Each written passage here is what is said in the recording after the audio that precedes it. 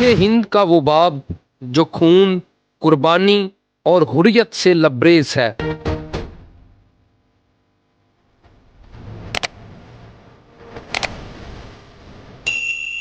جہاں صرف تلوار نہیں، قلم نے بھی اپنی آزادی کی بنیاد رکھی۔ آج ہم ذکر کر رہے ہیں ان عظیم عشاقان رسول صلی اللہ علیہ وآلہ وسلم، مجاہد آزادی اور علماء اہل سنت کا، جنہوں نے علم، عزیمت اور صبر کے ساتھ انگریز کا مقابلہ کیا۔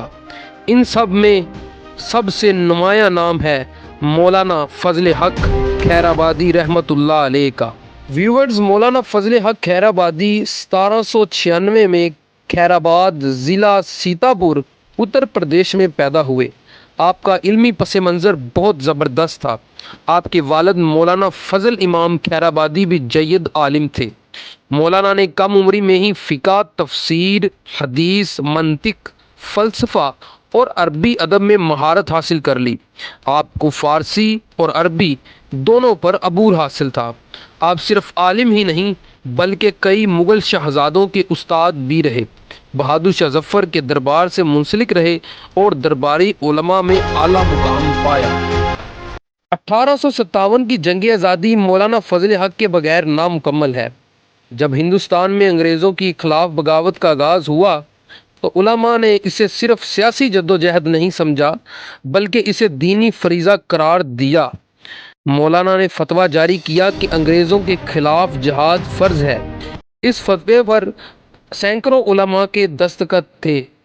یہ فتویٰ دراصل انگریزوں کے خلاف فکری بغاوت کا آغاز تھا، اور یہی وہ لمحہ تھا جب مولانا انگریزوں کی نظر میں خطرناک بن گئے۔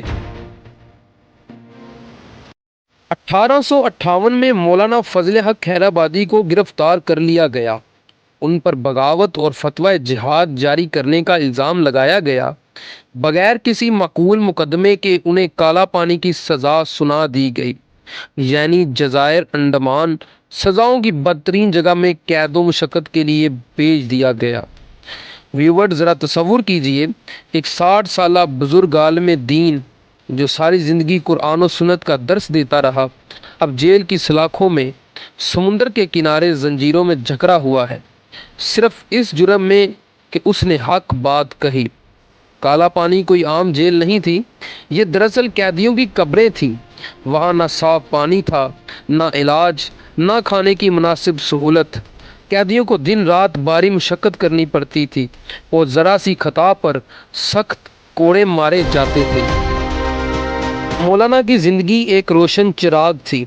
دلی، لکھنؤ، رامپور اور کئی ریاستوں میں آپ کو عزت کی نگاہ سے دیکھا جاتا تھا، لیکن جب انگریزوں کے خلاف بغاوت شروع ہوئی تو مولانا نے اپنا قلم اٹھایا اور ایسا فتویٰ تحریر فرمایا جس سے برطانوی حکومت لرز اٹھی۔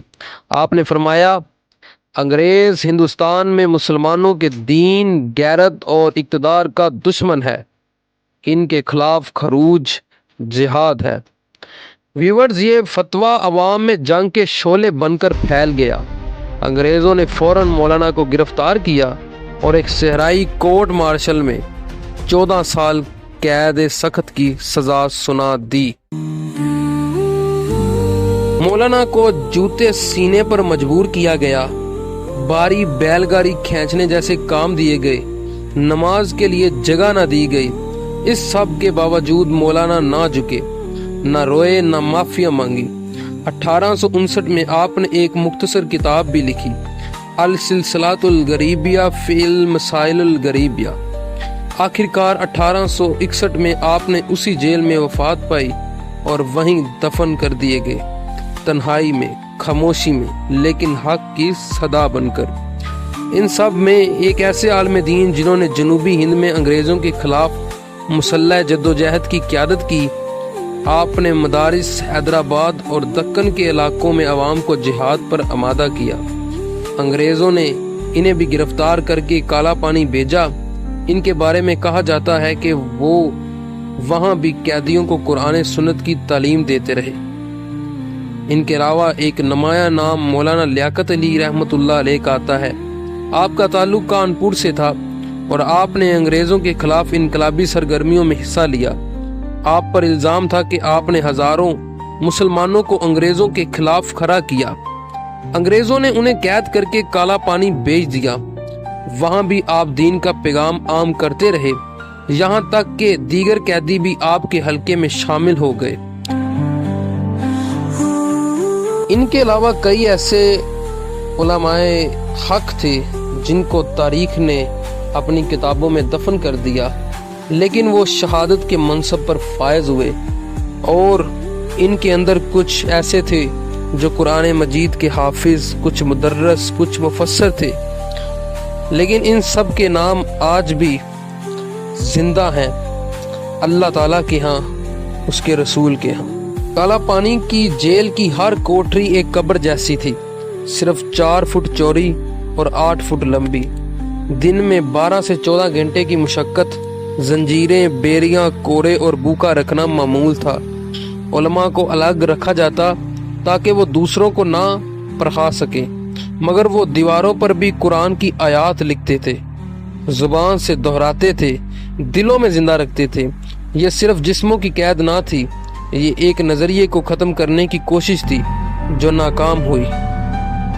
آج ہم آزادی کی سانسیں لے رہے ہیں، مگر ہم نے ان علماء کو فراموش کر دیا جنہوں نے اس آزادی کی بنیاد رکھی۔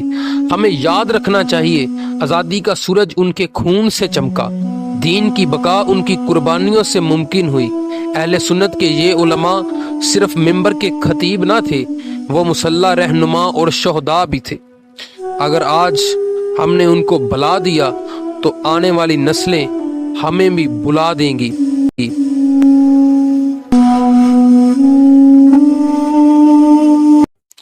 دوستو، کالا پانی کی جیل تو ختم ہوئی، لیکن تب سے لے کر آج تک اگر دیکھا جائے تو اس دور کے اندر بھی حق پرست علماء کے خلاف وہی فرنگی انگریزی سوچ آج بھی سرگرم ہے۔